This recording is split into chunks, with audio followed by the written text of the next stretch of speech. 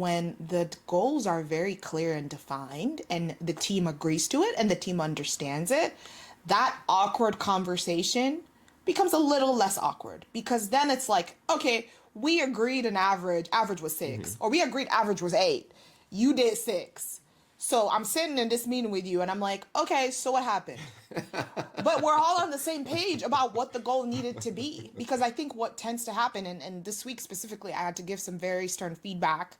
And I realized in that moment, I was like, this was on me because I was not clear about what my expectations were in this situation. Now, it wasn't a specific goal. It was something that somebody took over and they were managing. But I was so used to working with the other team member on our team, and I assumed incorrectly that this team member had properly trained the other person on how to do it and how to do it exactly as we've done it in the past. And there was a gap on timing and when things needed to be delivered. And I was like, you know what? This is on me because I should have been very clear and said, okay, you know what? You're doing this thing now. This person was doing it before. This is what the expectations are. And then that way it's a very easier conversation if the ball gets dropped. In this case, the ball got dropped. I was annoyed. I'm like, what's going on? This should have been done. It wasn't done. You're an hour and a half late. You did not communicate. Like, what the heck? But then it's more of like, okay, was I even clear? Because I just assumed this person has seen me do this multiple times. You should know this. But the reality is, if you don't define those, and I think that's why the golden age is so important on what the number should look like or what average looks like, what good looks like, what excellent looks like. I think if you don't have that conversation, then it's kind of this awkward place because then you're kind of being passive aggressive because you're like, oh my gosh, I'm upset and I'm pissed that you missed this. But it's like, did I really clearly communicate to you what really the goal was from the get-go and what my expectations were? So I think it just helps ease awkward conversations.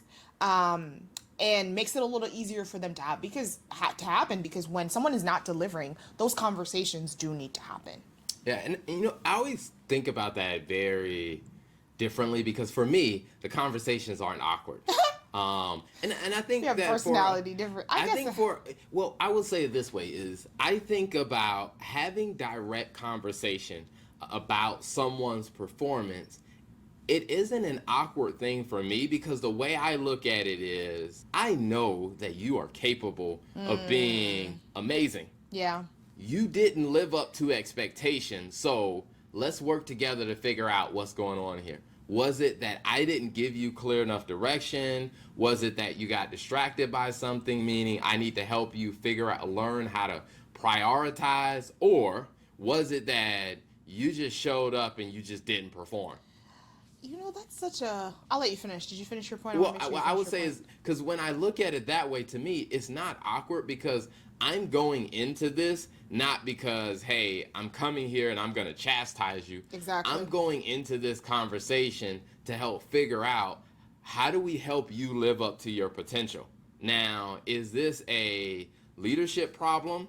Is this a prioritization problem? Or is this your performance problem? Yeah. One of those three things are going to come up, and my goal is to help you overcome whatever challenge it is that's stopping you from reaching your potential.